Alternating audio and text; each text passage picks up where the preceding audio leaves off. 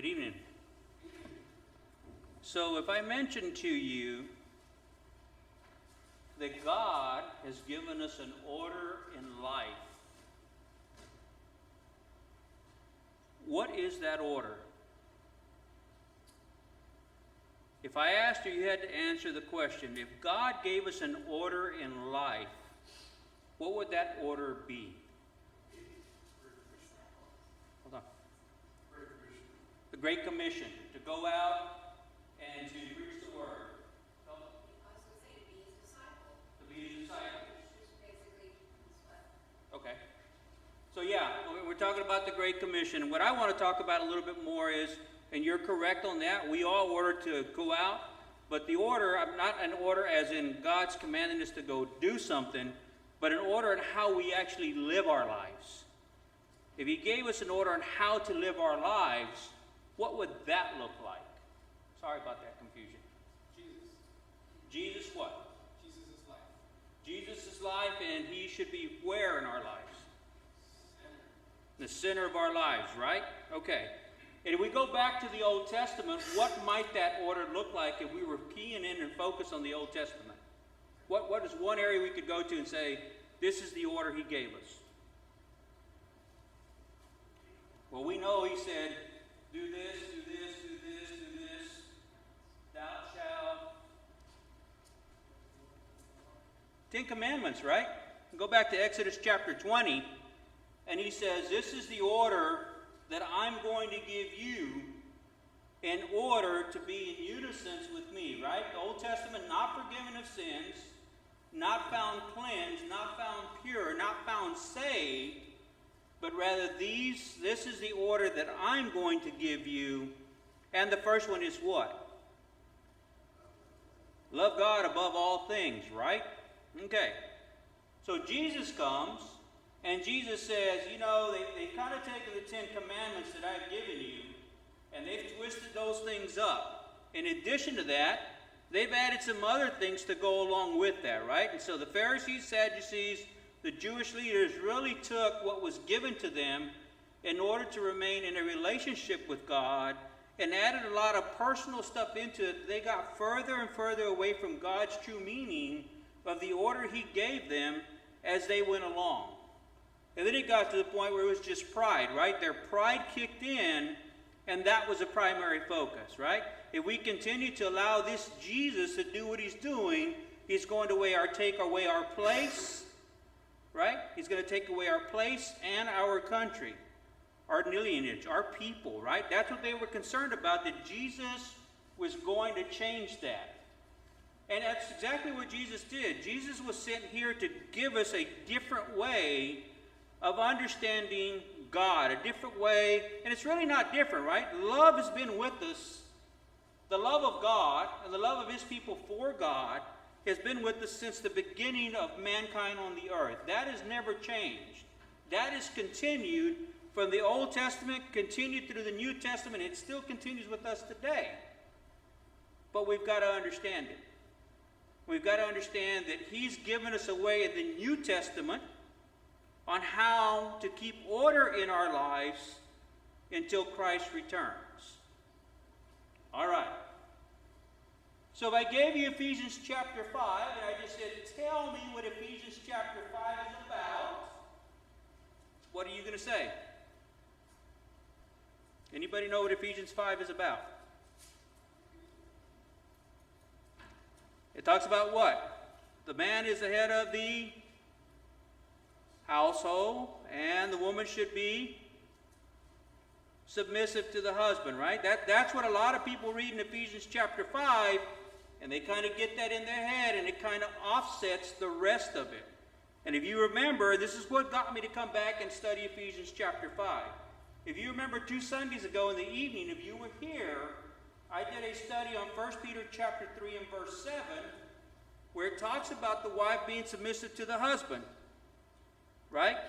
And it goes on to explain that a little bit more. But then finally at the end it says, but husbands, make sure that you honor your wife so that your prayers are not hindered. And then I started looking at that and I'm thinking, okay, that's mentioned in 1 Peter chapter 3 and verse 7. I know that it's also mentioned in Ephesians chapter 5, so I wanted to think about that a little bit more, and I said, why is that mentioned in two different areas, and why is it mentioned in the same thing? So I talked a little bit at length about 1 Peter chapter 3 and verse 7, and the way I started it out, Randy Summers said, BC, I thought I was going to have to let you out the side door there for a little while, right? The way I started talking about why women might be considered the weaker vessel, according to what we read in Scripture. But I kind of brought that back full circle, and 1 Peter talks about some order in life as well. And so what I wanted to focus on a little bit tonight is in Ephesians chapter 5, a lot of times we get focused on the man and the woman and what their role is, and we forget about what else Ephesians chapter 5 tells us about order in our lives. Can anybody else think about, without reading it right now, anybody else think about what does Ephesians chapter 5 tell us about other order in our life? It talks about the husband being the head of the household, talks about the wife being submissive, it talks about the husband being sacrificial, right? To sacrifice himself for the woman. Those two we know for sure it talks about in Ephesians chapter 5. What else did it talk about in Ephesians 5 and going into Ephesians chapter 6? Sin. Talks about sin. Sin to avoid and all things to love. To love. To love, you know, it's not enemies, but to love your neighbor as yourself. And as you approach anything in life, you should do it with love. Yes. Agree. Yes. Barb? It talks about children too, and slaves and masters. All right, so there we go, right? So in addition to giving us order in the household, husband and wife, everybody remember this? Now it also talks about the children. It talks about slaves and masters, and it makes those points very clearly, right? And so this order, as I've been studying it, that I can tell at this particular point, it shows up very clearly in an order that is given to inspired writers by God. It shows up in 1 Peter chapter 3. It shows up in Ephesians chapter 5 and 6. And it shows up again in Colossians chapter 3 and 4 as well. And so there is a clear-cut order that we should be following. One, to make sure that we're living by God's command and God's way of loving people until Jesus returns. And I find that interesting that it's given almost exactly the same way in three different locations of the Bible so far that I've studied. 1 Peter chapter 3, Ephesians chapter 5 and 6, and Colossians chapter 3 and 4. They lay it out almost the exact same way, with some places leaving some things out and some places adding a few things. So that's what I want to talk about a little bit tonight. I want to talk about this order and why this order is important.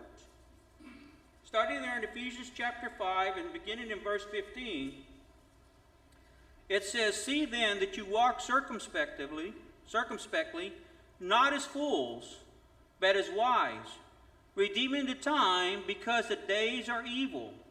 Therefore do not be unwise, but understand what the will of the Lord is." Walk circumspectly. Walk with respect. Walk as if you know what you're doing. Walk with intention of doing what God has asked us to do. Not as fools, right? Don't be like the rest of the world. Don't be like the people that don't know God. Rather, set yourself apart. And the way we set ourselves apart here is that we follow the order that God has given us to live here on this earth until Christ returns. So much of that order is not being followed today, and we are getting further and further away from God. Not only is this country, but in this world, but what's even scarier, within our households.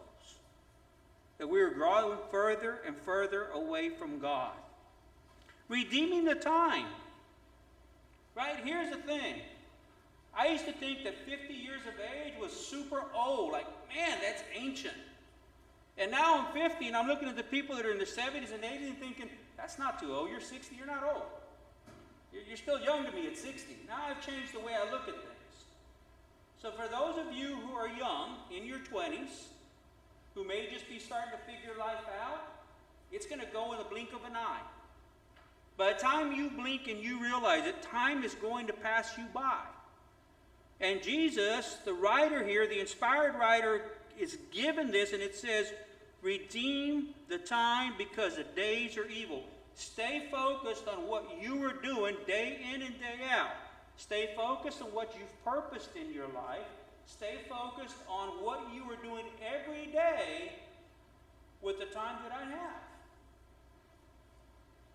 Make sure you're guarding that time and maximizing what you can do with it. One, for yourself, to draw closer to God, to grow stronger in your faith, to understanding God better, but also living an orderly life as God commanded it, so we can continue to keep our lineage, our families in line, but most importantly, so that we're an example to others who don't live the way that we live.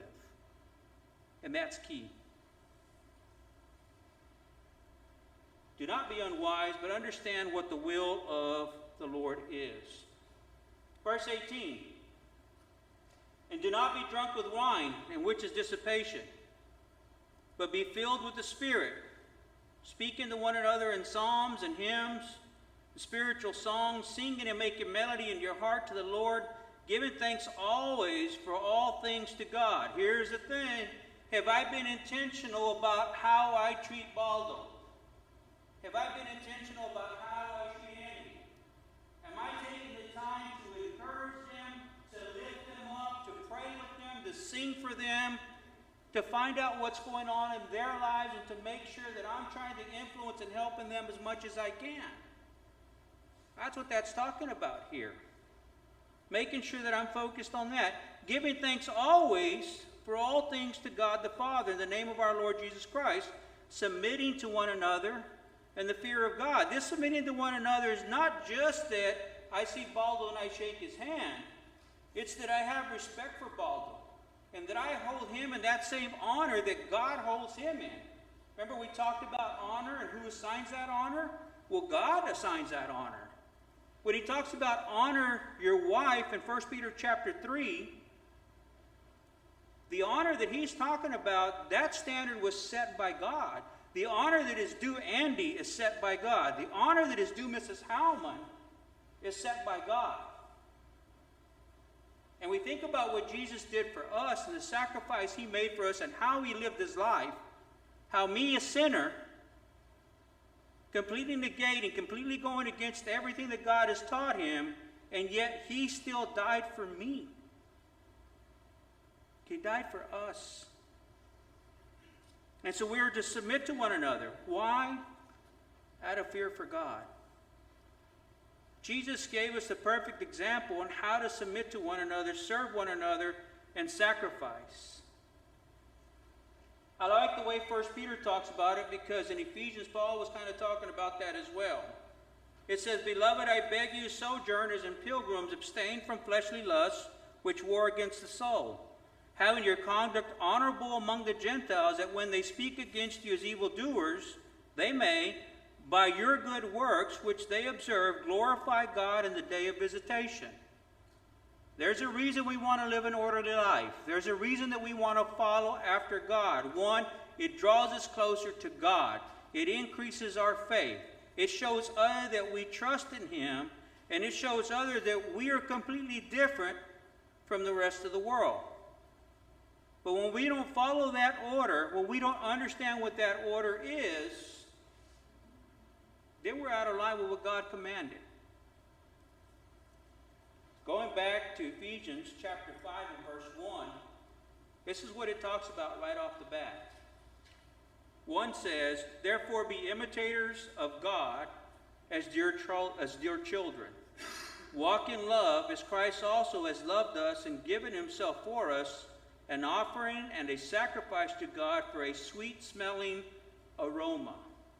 So remember in the Old Testament times that they would burn meats, right? They would burn an offering, and the smoke would go up, or it would go into the most holy place, and that was pleasing to God. But when Jesus committed, and he gave all, and he sacrificed himself for us, it was a sweet-smelling aroma to God.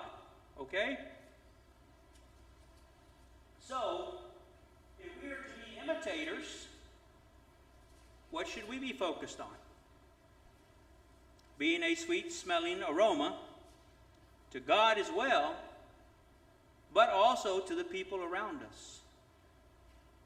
And Ephesians chapter 5 breaks that down a little bit more, and I'll go into 3 or 4 other steps later in Ephesians chapter 5. We're just going to cover one tonight, which is the order that we're to live in. Philippians chapter 2, verses 5 through 9 reads this way.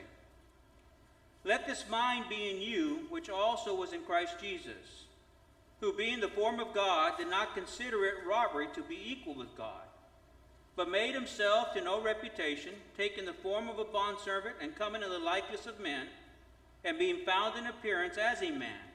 He humbled himself and became obedient to the point of death, even the death of cross, even to the death of cross. Therefore, God also has highly exalted him and given him the name which is above every name.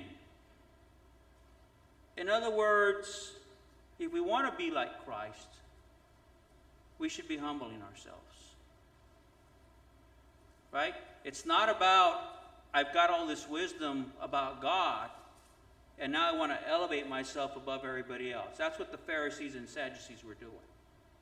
But rather it's because I'm learning this stuff, I humble myself, and I become more like Christ, that sweet-smelling aroma, by serving others. Making sure I'm serving others. This is what Peter, Andy? When you started off and you asked me to lead songs, I was fearful of doing that, but I thought, you know what?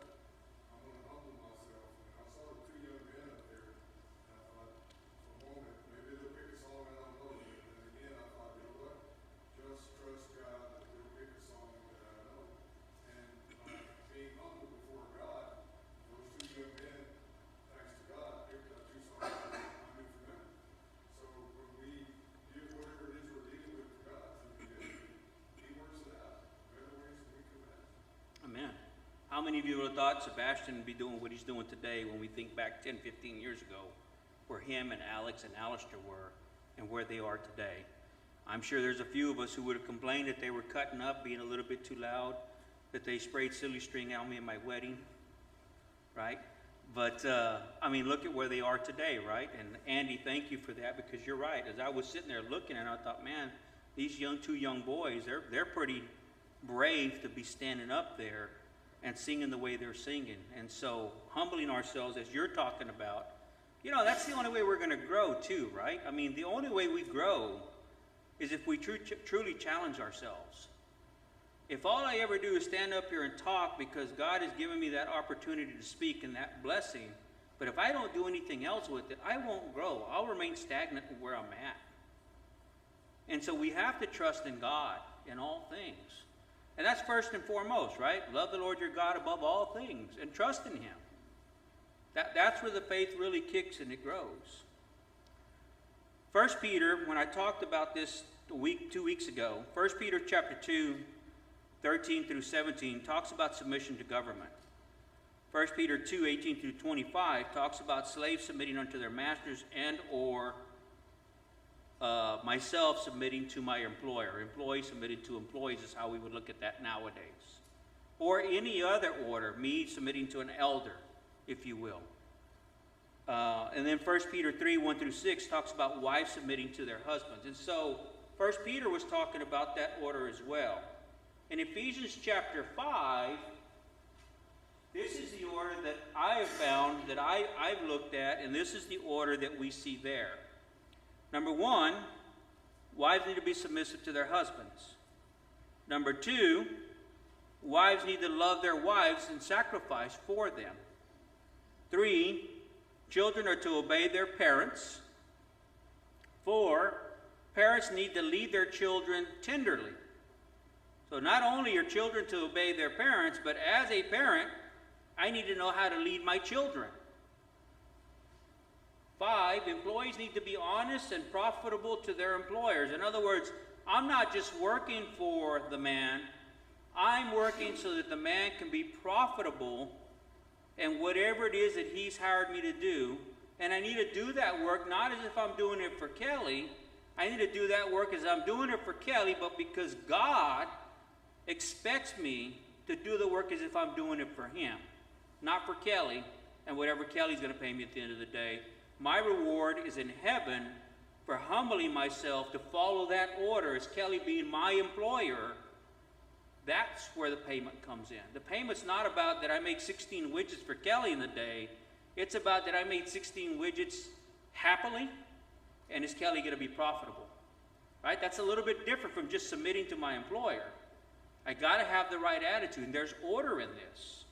The sixth and the last one is employers need to be fair with their employees.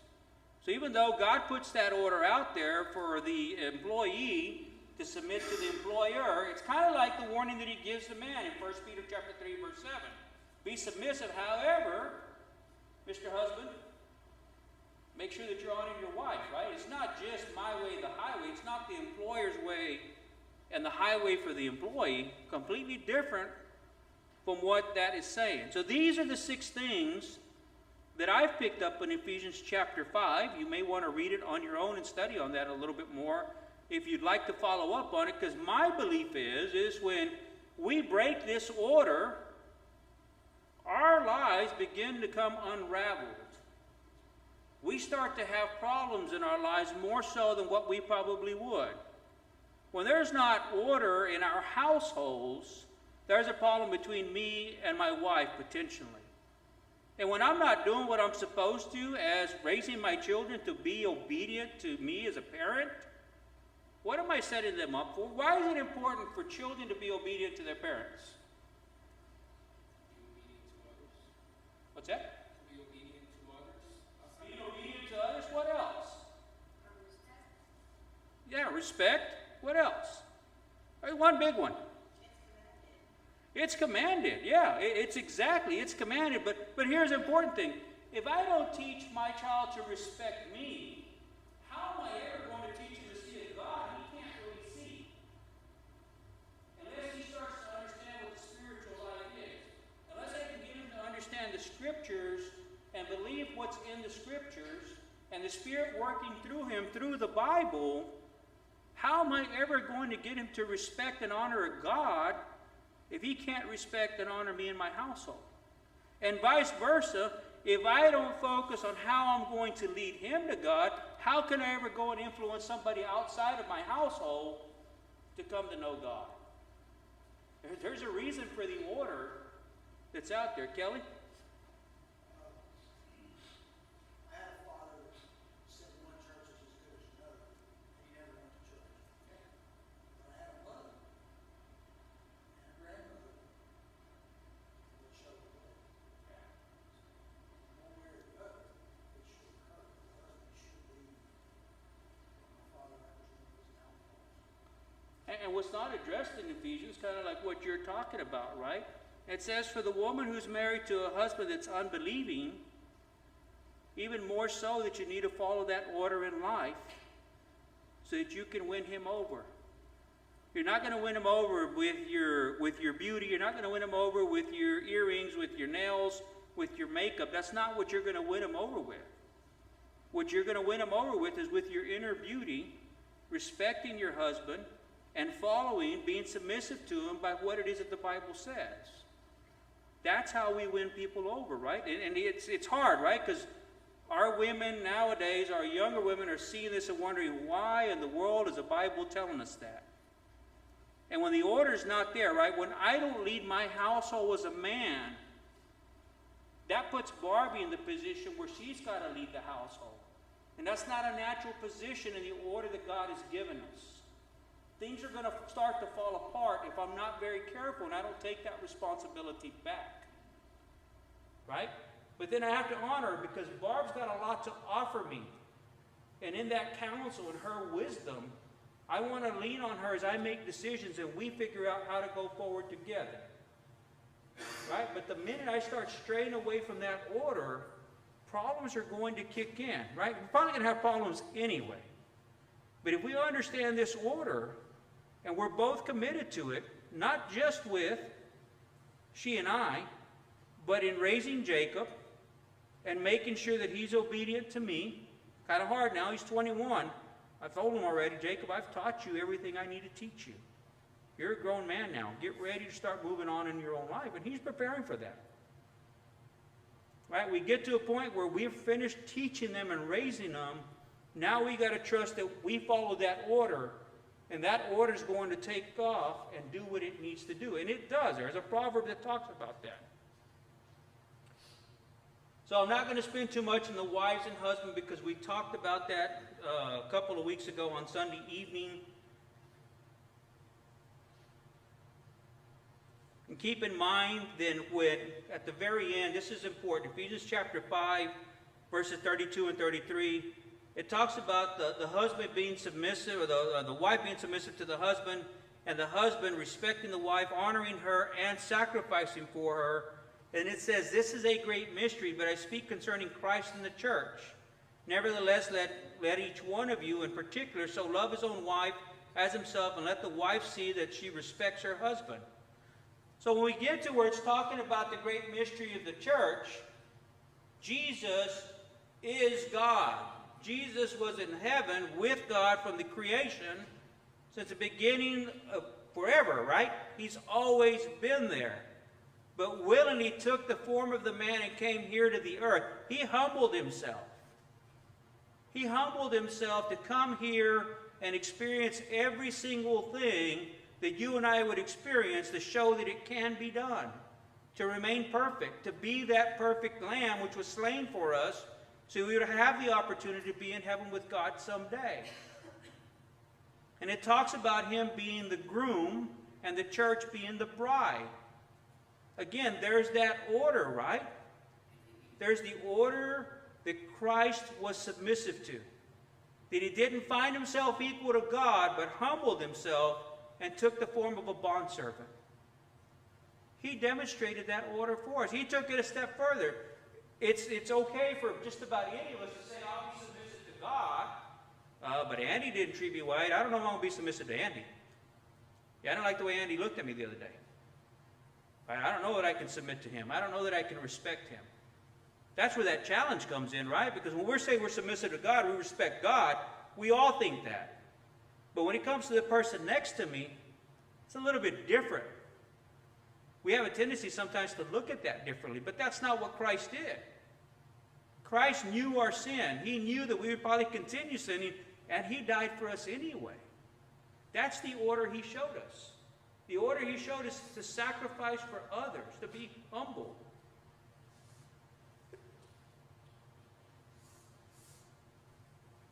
So Ephesians chapter 6, verses 1 and 3, or 1 through 3. It says, children, obey your parents in the Lord, for this is right. Honor your father and mother, which is the first commandment with promise, that it may be well with you, and you may live long on the earth. Why? Why honor? Because God said it is right. Because he commanded it. Because he wants to make sure that we're keeping that order. If our children do not know how to submit and be obedient to parents, they will never learn how to be obedient to God. There's no way that we're going to bypass it. Now, at some point, they will become adults, and they will be thinking on their own. And hopefully, if we didn't get them to be obedient to us as parents, hopefully there's going to be a change in them as they grow up and think for themselves that maybe they'll be obedient to God.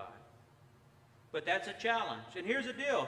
There is a reward for that child who is obedient. The reward is that you may have a long life on earth. That you may have a long life in peace with your family. Do you know how many people I see every day that don't have peace within their family? You ever thought about that? That has got to be a miserable life where there is no peace in your family. I can't imagine walking out of my door not knowing that there is peace, that there is happiness, that there is love in my household. Because once I step out that door, I know what I'm walking into every day, and it's definitely not peace and love. But we got so many people, maybe even some within us here today, that don't understand what that peace and love looks like. They understand something completely different. They don't understand that order that God has given us, and the freedom, the peace, the happiness, the love that He has given us. The relationship that we have when we follow the order of God within our family gives us some semblance of what it might be like in heaven. Just a tad bit of what it might be like in heaven someday. But there are so many people who don't know what that looks like. I have conversations with people all the time, and I hear things that are going on. It breaks my heart. Right? I'm glad I'm not like Barbie, who's very emotional, because then you carry that with you. I sympathize. Barbie empathizes. She feels it. I don't. I just feel sad for them. But I'm able to move on. If I were like Barbie, I'd be carrying that burden with me every single day. So here's the deal. If you're struggling with that order in your household, fix it. Fix it. Know your role. Know your responsibility. Your children are not too old. Go get them. Andy? Looks like you were going to say something. One of the reasons why when we have visitors, we make a little more of an effort other than just shake hands, hi, how are you? I invited a guy up for a taco here recently that I got at a funeral, and he didn't know what we were talking. I just listened. And I think it was beneficial to him, right?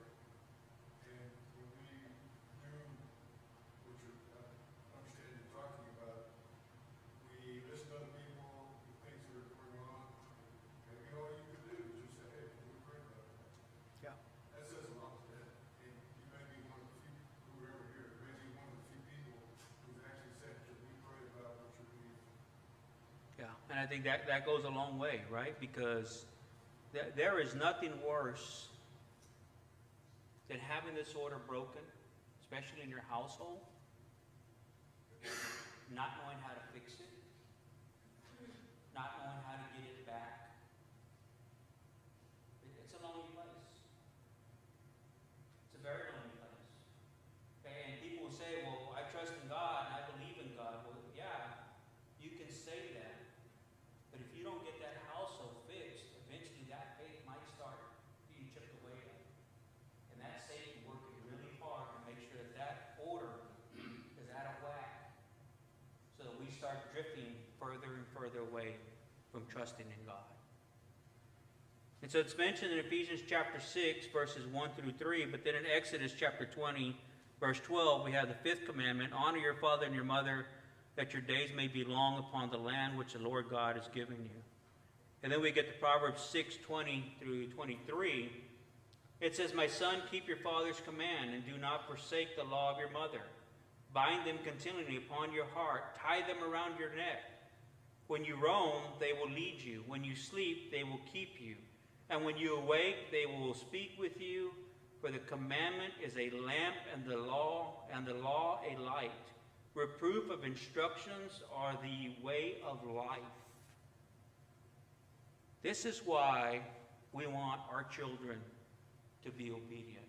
This is why children should have a desire to be obedient. Right? And here's the thing. I hate to say this. Sebastian's probably there. Becca's probably there. Nick's probably there. I can see Kevin back there in the back. He's probably there. Right? Probably Jacob just as well. I'm an ignorant man. Because in my 20s, I knew it all. I knew everything in my 20s, and when mom and dad told me something, I was like, okay, thank you. What do they know? This is the 1980s, 1990s. They were born in the 1950s. What did they know? And when I hit 40 and recognized that I hadn't conquered the world the way I'd set out at 20 and 30, all I wanted to do is go back and gain wisdom. I realized in my 40s, mom and dad knew what they were teaching me. I was always obedient. Don't get me wrong. I never went against my parents. But there was a time, just like a lot of our young adults in here today, where I thought I knew more than my parents and I had things figured out. And mom and dad, you just don't know. It's different nowadays. Yes, ma'am. My father always said it was amazing how much smarter he got as we got older. I love that. I love that. And I remember Mrs. Howman telling me one time, she said, BC, at about 30, you'll get your son back the way you remembered him way back when. Right? But that's okay, right? Because that's where we really got to be focused on, teaching our children to be obedient. And then it talks about here, this talks about adultery, right? Because this talks about be careful with adulterous women. But here's the deal. Think about the spiritual adultery. Right? I want you to focus on the spiritual adultery here. And the reason we want to be obedient to our moms and our dads, because they have a wealth of wisdom and knowledge they can teach us if they grow up within the church. Right? And here's the deal. If they're not in the church, then you, as a young adult, have got twice the work. Because you got to figure yourself out, and you got to be that example for them. And we can't lose sight of that. And your siblings if they're not in the church as well.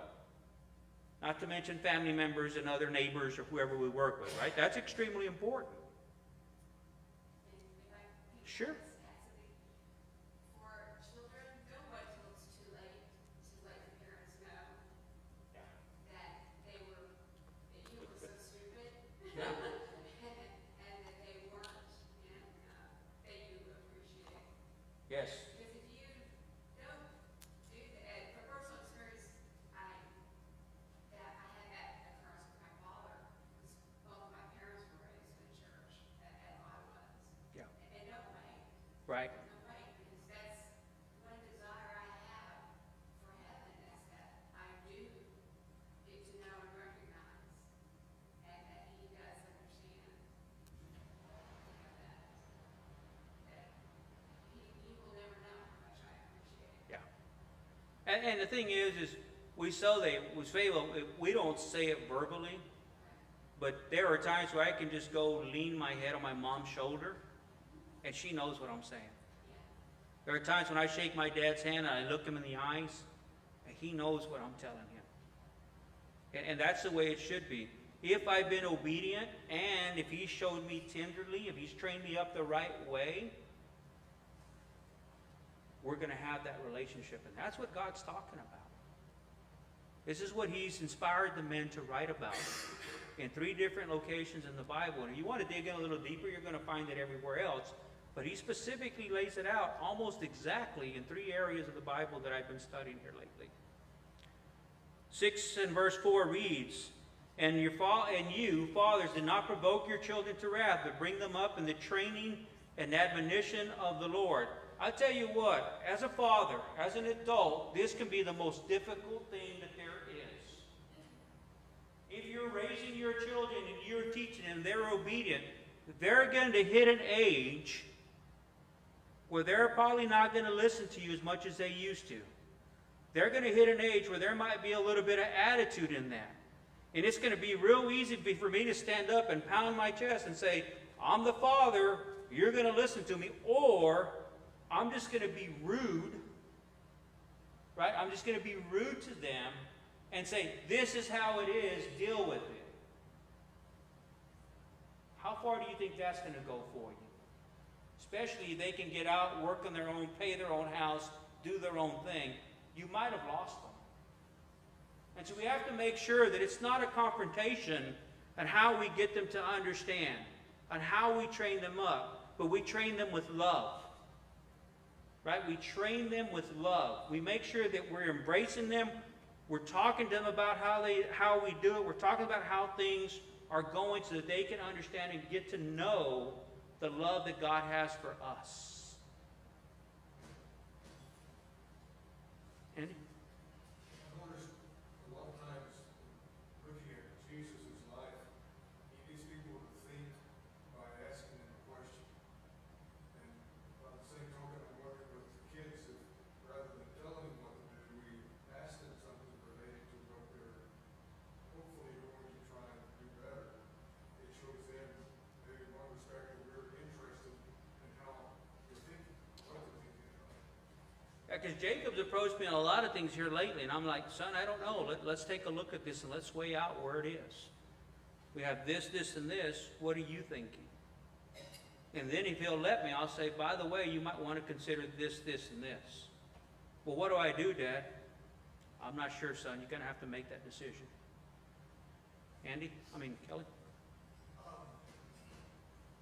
One of the things, I didn't recognize this till my daughter was born. One of the things you gotta take into consideration is the age of the child. What most of us do, we teach very small stories, elementary stories, something that they can grasp and understand. And that gives you that good base. And you start to build on that base as they get older, more rambunctious, and other influences are coming in. So how do you combat those influences? Getting them handcuffed every day. You want to be able to fix this little screw there. Pull it up and speak about it for 3 hours. And it came back to questions. Back to questions. And the best backup I've got is this. Yep. And the thing of it is, if we're not cognizant of that, right? If we're not paying attention to that, we might lose them somewhere along the way. And we discourage them, as it's talking about here, Colossians 3:21, do not provoke lest they become discouraged. We'll discourage them, and then we've got to come back later and regroup and try to figure this out as they get older, and it's a much more difficult job then. It can be. About teaching scripture, we all have probably heard me say that in the classes, is you've got to make them understand what it's actually saying to you. Right. Not just say, read it and do it. Well, why? Well, the key difference is, it is the real life. Train up your child in the way we should go, and when he is old, he will not depart from it. Don't lose faith. Train them up. Help them to be obedient. Don't discourage them. They may walk away, but it says here, when you do that, they'll come back.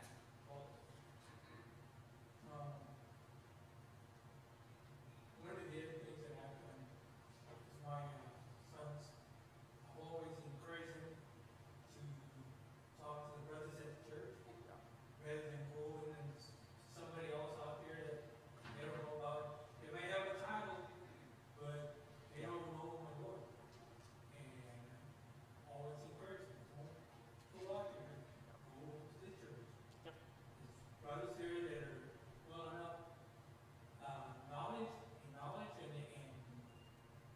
to deal with problems and all that, and especially if they have elders, go to the elders. Yep. Put it on them, and they'll tell you, they'll advise you.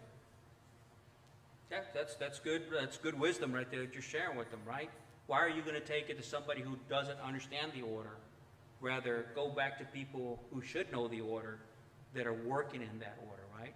I bring this up because I'd never paid attention to how this has been structured. In 1 Peter chapter 3, verse 7, when I was reading that, I was mainly looking to focus on what he calls the weaker vessel, right? And I knew that was going to be challenging to speak about, but as I started studying a little bit more, it's really not talking about the woman being a weaker vessel. It's talking about there's an order how to live life.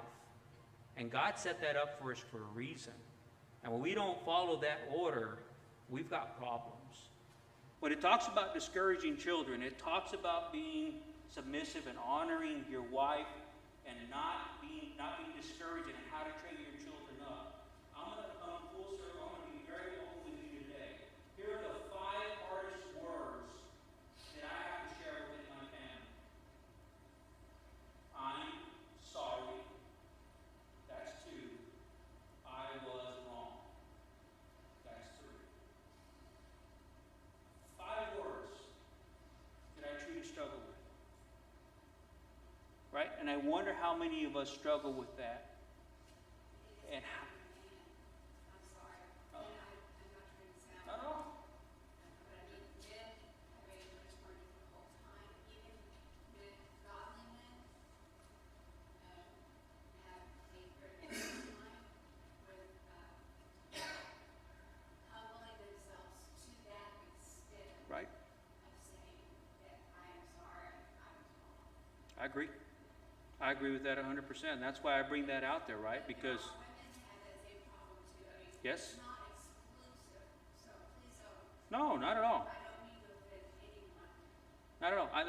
And that's why I put it out there, Bob. I put it out there because I know that that's a challenge for me. I have to really work at that. And even though Barb may not know, but if I just come out and I say, hey, I'm sorry I was wrong about that, she doesn't understand what I'm feeling here. She doesn't understand how sometimes that took a lot more effort, like 75% of my effort to say those 2 words, I'm sorry. 3 words, I was wrong. And that it's not just a platitude, because it is so very easy to say, oh, well, I'm sorry. But truly being sorry is much more than just his words. Right. I'm sorry. It's having that true humbleness to know that when you say it, that you mean it. Because it is so easy in our society nowadays. Oh, sorry, but. Right. So one thing that I'm going to do is I'm going to go ahead and stop here. We're about a minute over. Still have 2 sections to cover, and I'll try to get this in. If Randy will give me another Wednesday, or if not, we'll figure it out. Maybe wrap it up on a Sunday morning sometime if Kelly's out here in the near future. And actually there's 3, right? Because I don't want to leave out the one that's talked about in 1 Peter. So we have employees or slaves being submissive to the master. Masters treating the employees or slaves with respect, treating them honorably, treating them right. And the third one, right, that Peter brings up, but it's not in Ephesians, is being submissive to the government. Right? There's that order that God gives us, and if we don't follow these things, it's going to get ugly. So, that's what I have for you tonight. Sorry that I've kept you a little bit longer. I'd love to hear from you. If you have anything about this, I'd love to chat about it a little bit more, see your perspective, get some ideas on this, and I'll include that the next time that we get